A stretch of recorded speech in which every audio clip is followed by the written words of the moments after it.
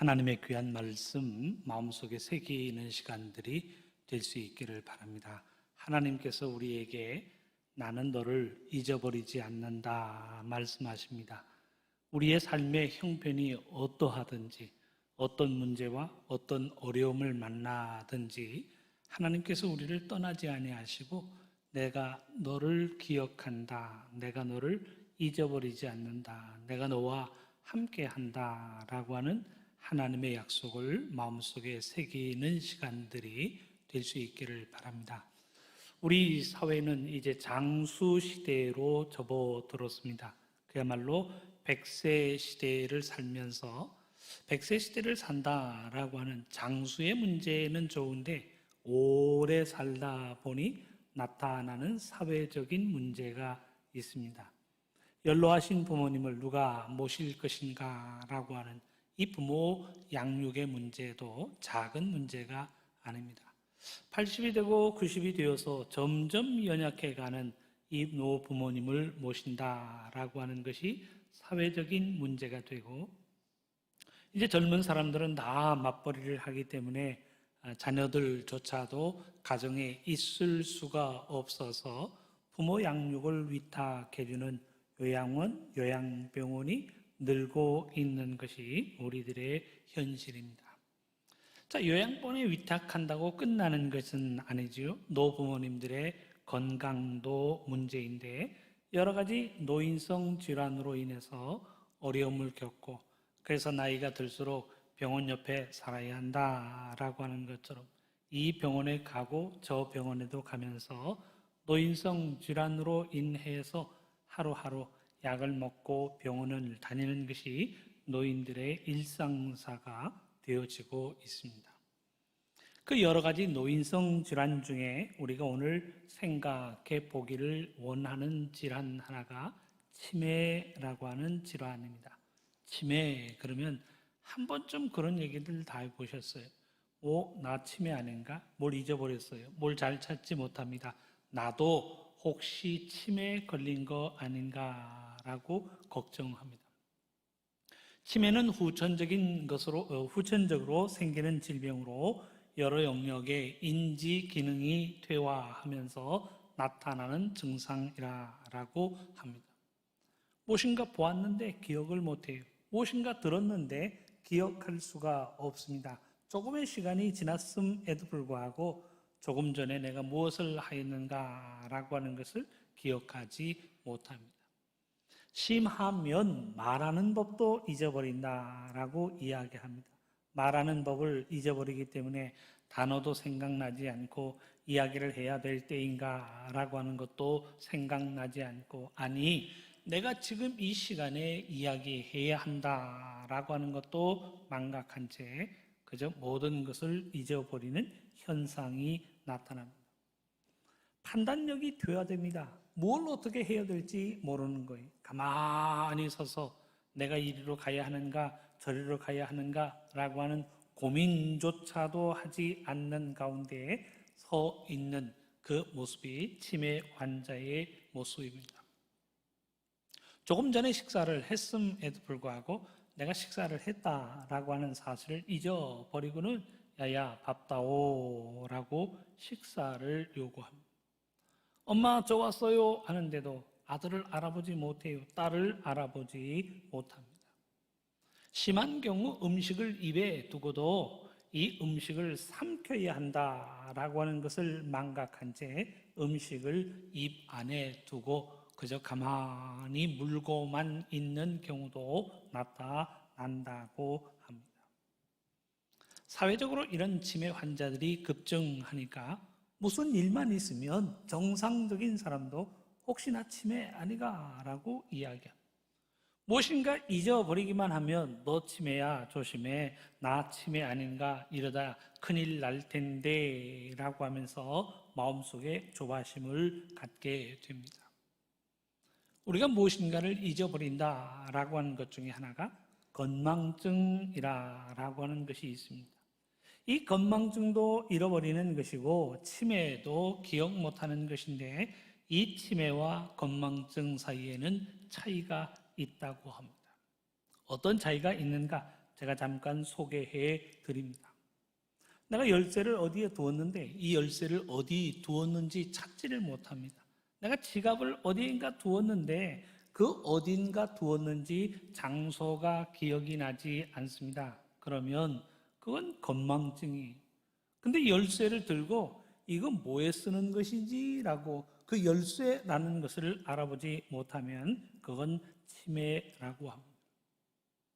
오늘이 며칠인가요? 얼른 날짜가 안 나오지요. 오늘이 며칠인가? 오늘이 무슨 요일인가를 모르면 건망증입니다. 근데 집 가는 길이 생각나지 않아요. 내가 어제도 사무실을 드나들면서 매일같이 드나들었던 사무실임에도 불구하고 그 사무실을 찾지 못해서 우왕좌왕합니다. 그러면 치매라고 하는 거예요.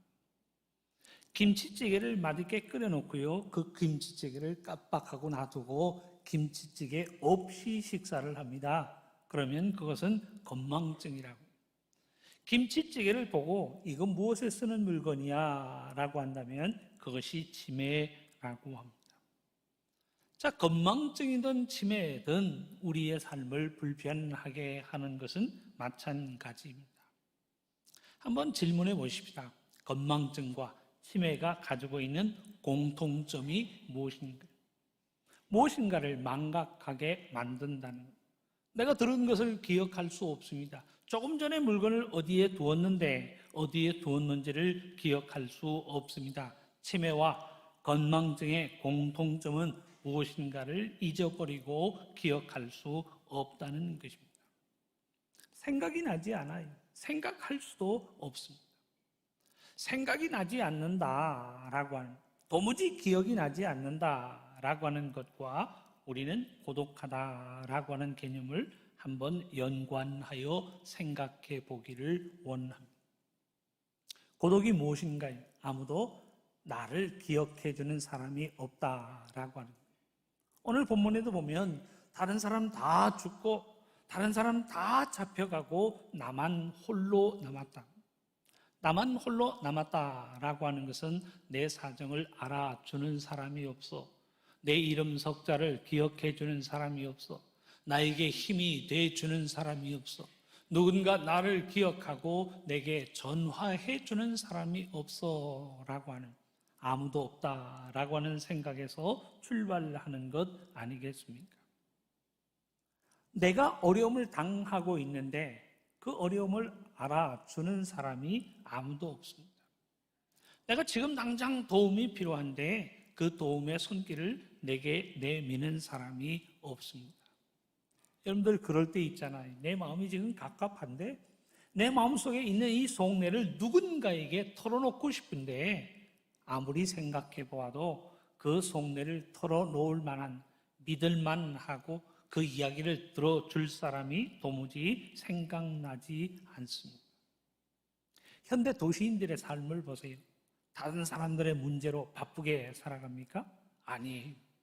내가 나 자신의 문제로 아침부터 저녁까지 바쁘게 살아가는데 시간을 내어서 다른 사람의 이야기를 들어주고 다른 사람을 도와주고 할 시간적인 여유를 가지지 못하고 사는 것이 우리 도시 현대인들의 삶이에요.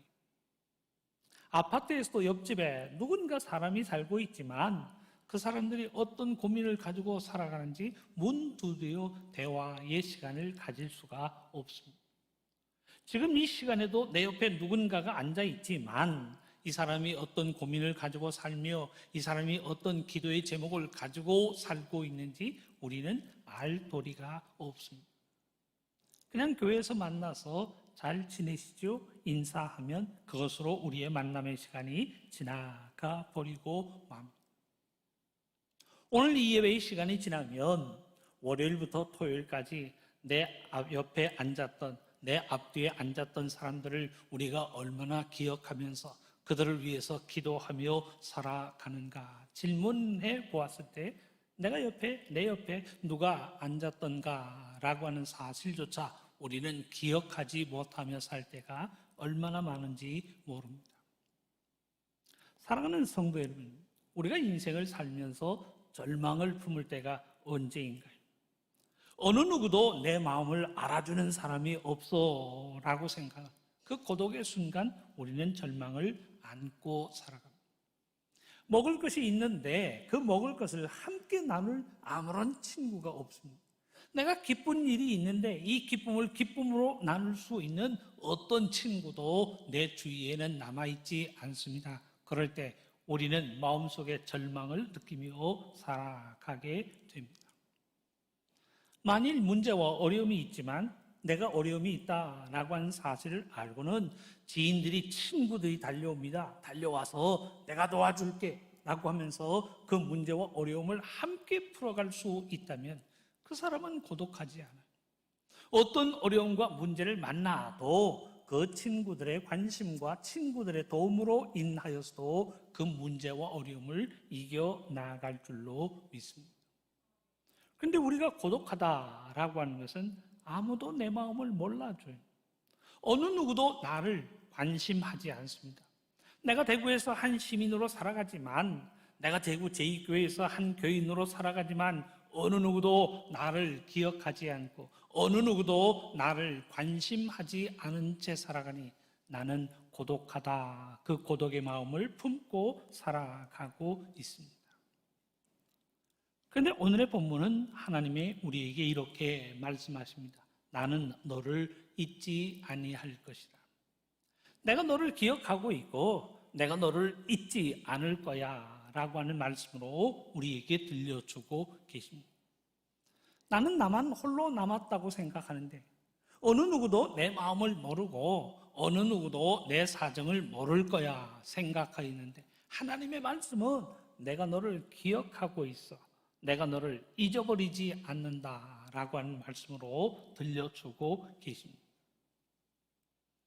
오늘 본문 이사야 49장의 배경은 예루살렘이 멸망하고 모든 주민들이 바벨론으로 포로 잡혀간 시대를 전제하고 있습니다. 한 100년 전이니까 아직 그 일이 일어나지는 않았어요. 근데 이사야 선지자는 이스라엘이 멸망당할 것이다.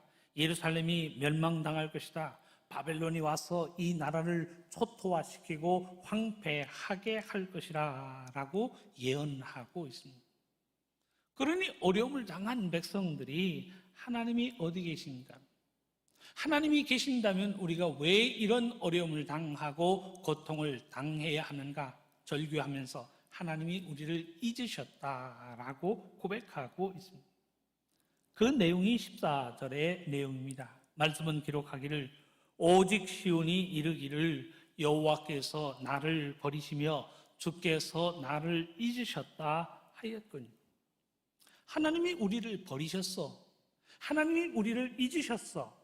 우리가 하나님의 백성이고 여기에서 살고 있다는 사실을 하나님은 망각하고 계시는 거예요. 그러니 나라가 멸망하고 모든 예루살렘 주민이 포로 잡혀가는 것 아닌가라고 생각하면서 하나님이 우리를 잊으신 거야 라고 고백하고 있습니다. 고통이 없으면 이 고백 안 합니다. 지금 고통을 당했는데도 어떤 구원의 손길이 보이지 않으니 하나님이 우리를 잊으셨다, 하나님이 우리를 버리셨다라고 이야기하고 있습니다. 지금 나라가 망하였잖아요. 하나님의 도성이라고 하는 예루살렘이 멸망당하고 예루살렘에 있는 모든 사람들이 바벨론으로 포로 잡혀간 일들을 예언하고 있습니다. 그럼 사람들의 마음속에 하나님이 계시면 어찌 이런 일이 일어날 수 있겠습니까? 라고 반문하지 않을까요? 사람들이 죽임을 당합니다. 살아남은 사람도 먹을 것이 없어서 죽을 지경에 이른 것이 마찬가지입니다. 살아남은 사람이 그때 죽은 사람들을 부러워해요. 차라리 그때 나도 죽었더라면, 차라리 그때 나도 같이 죽었더라면 지금의 이 어려움을 겪지 않을 텐데 라고 하면서 하나님을 향하여 하나님 어찌하여 우리를 버리셨습니까? 하나님 어찌하여 우리를 잊으셨습니까? 라고 하면서 원망하여 이야기하고 있습니다. 산 사람이 죽은 사람들을 부러워하고 산 사람들이 죽은 사람들을 보면서 하나님 어찌하여 라고 하는 원망을 고백하고 있습니다. 사랑하는 성도 여러분, 욥이 어떤 고통을 당하였는가 여러분들 잘 아시잖아요. 욥이 그 무진장한 고통을 당할 때 한 말이 차라리 태어나지 않았더라면, 그렇게 고백을 합니다. 내가 왜 태어나서 이 어려움의 장면들을 목격해야 하는가? 차라리 태어나지 않았더라면 내 인생에 좋았을 것을 하면서 눈물을 흘립니다. 욥의 부인이 욥에게 한 말이 무엇인가요? 신이 계시다면 어찌 이런 일이 일어날 수 있겠는가? 하나님이 계시다면 어찌 하루아침에 모든 재산을 다 잃는가요? 하나님이 계시다면 어찌하여 잘못이 없는 열 자녀가 하루아침에 죽임을 당해야 하는가? 하나님을 섬긴다고 이야기한 당신 몸에 지금 심한 악창으로 인해서 기와를 가지고 몸을 긁을 수밖에 없는 고통이 있는데, 그래도 하나님이 계시다고 당신은 이야기합니다. 이런 상황에서도 하나님이 계시다라고 하면서 그 하나님의 말씀을 당신이 지키려고 하는가? 그러지 말고 하나님이 욕하고 죽으라. 하나님이 계시다면 어찌 이런 고통과 어려움이 우리의 삶에 임하는가? 그게 욥의 부인의 생각이었습니다. 욥의 부인만 그런가요? 우리도 어떤 일이 닥치면 답답하잖아요. 풀어갈 수 없는 문제를 당할 때 우리의 속은 답답하고 슬픔을 느낍니다. 근데 더욱 힘든 것은 나는 가슴이 답답하고 아파서 식음을 전폐하고 마음속에 고통을 가지고 있는데 다른 사람이요, 아무도 그 고통을 알아주는 사람 없어요. 부인이요, 잠자는 남편의 얼굴을 확 딱 때렸다 그래요. 왜 때렸는가? 나는 괴로워서 잠자는데 남편은 잠을 굴굴 자는 그 모습이 미워서 그냥 때렸다. 그게 우리들의 인생 아닌가요? 나는 아파요. 나는 속상해요. 나는 고통스러워요. 그런데 어느 누구도 이 고통과 아픔에 귀 기울이는 사람이 없습니다. 아픈 사람은 나뿐이라 라고 생각하며 살아갑니다.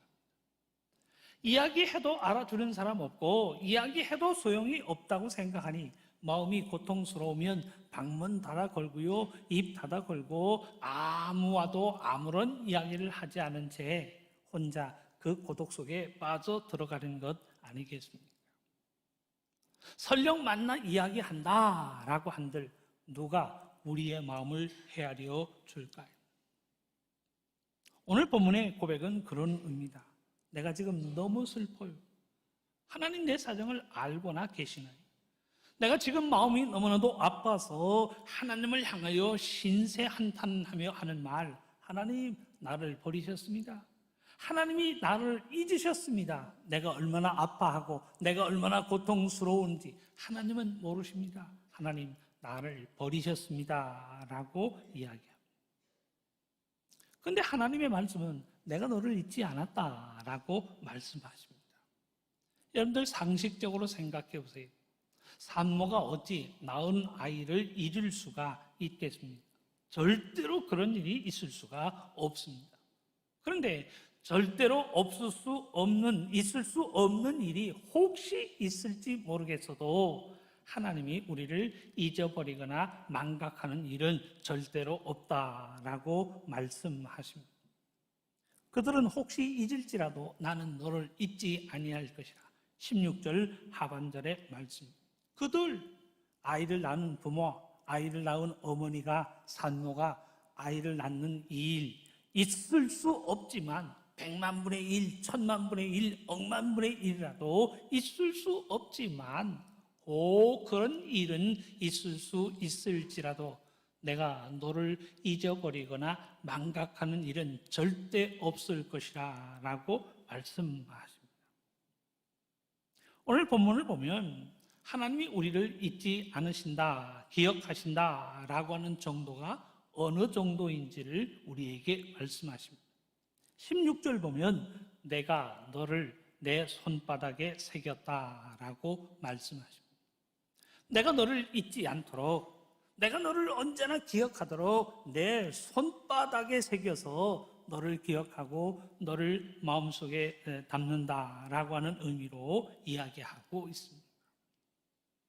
사람들이 사랑하면 사랑하는 사람의 애인의 이름을 몸에 새기는 사람들도 있잖아요. 내가 당신을 사랑하니 당신의 이름을 내 몸에 새기고 당신이 나를 사랑하니 내 이름을 당신의 몸에 새기자. 우리의 사랑은 영원할 것이다 라고 이야기하면서 몸에 새기는 경우가 있습니다. 근데 하나님은 너의 이름을 내 손바닥에 새기겠다라고 이야기하시면서 어느 순간도 내가 너를 기억하지 못하거나 내가 너를 망각함이 없도록 기억한다라고 하는 약속을 우리에게 들려주고 계십니다. 사랑하는 성도 여러분, 하나님이 우리를 잊지 않고 기억하신다. 내가 너를 내 손바닥에 새겼다라고 하는 의미가 무엇인가요? 하나님도 문신을 하시고 타투를 하신다라고 하는 뜻 아니지 않습니까? 내가 너를 기억하고 내가 너를 잊지 않는다라고 하는 것은 우리의 당하는 고통과 문제가 어떤 것인가 이미 알고 계시는 하나님. 알고만 계시는 것뿐 아니라 그 고통에서 우리를 구원하여 주시고 그 문제에서 우리를 구원하여 주신다는 하나님의 약속의 의미를 담고 있습니다. 우리가 문제 속에서 상처를 당하고 어려움을 당하는데 그 상처를 회복시키시겠다고 말씀하시는 하나님이십니다. 흩어짐을 당했지만 다시금 모일 수 있도록, 무너짐을 당했지만 다시금 세워질 수 있도록 우리의 삶 속에 회복의 역사를 이루신다라고 말씀하고 있습니다. 내가 너무나도 지쳐서 탈진하였지만 하나님께서 우리의 삶에 다시금 생명의 에너지로 채울 것이라, 그 약속이 내가 너를 잊지 아니하리라 라고 하는 말씀의 의미입니다. 오늘 봉독한 본문의 말씀을 보면 하나님이 일으키시는 회복의 역사가 약속되어져 있습니다. 17절 말씀을 보면 너를 황폐하게 하던 자들은 너를 떠나가리라. 어떤 사람들이 너에게 와서 너를 황폐하고 무너뜨렸지만 황폐하게 하였던 그 모든 사람들이 떠나갈 수 있도록 하나님께서 섭리하신다고 약속하고 있습니다. 18절 말씀 보면 그들이 다 모여 네게로 오느니라. 흩어졌던 자들이요 다 모여 네게로 나온다라고 약속하고 계십니다. 19절 말씀 보면 너를 삼켰던 자들이 멀리 떠날 것이니라. 너를 삼키고 너희를 아프게 하였던 모든 자들을 내가 멀리 추방시키며 다시는 너희들에게 근접할 수 없도록 내가 그들을 떠나 보낼 것이라 말씀하고 계십니다. 23절이 결론입니다. 나를 바라는 자는 수치를 당하지 아니하리라. 네가 그 어려움 속에서도 나를 바라보고 네가 그 문제 속에서도 하나님을 향한 소망의 아름다움을 간직하고 있구나. 내가 너를 기억하여서 내가 수치를 당하지 않도록 그 어려움에서 건지시며 그 모든 문제에서 구원하신다는 사실을 약속하고 있습니다. 이 약속의 의미를 담고 우리에게 주시는 말씀이 내가 너를 잊지 아니할 것이다. 내가 너를 언제나 기억할 것이야. 내가 너를 잊지 아니할 것이야. 말씀하십니다.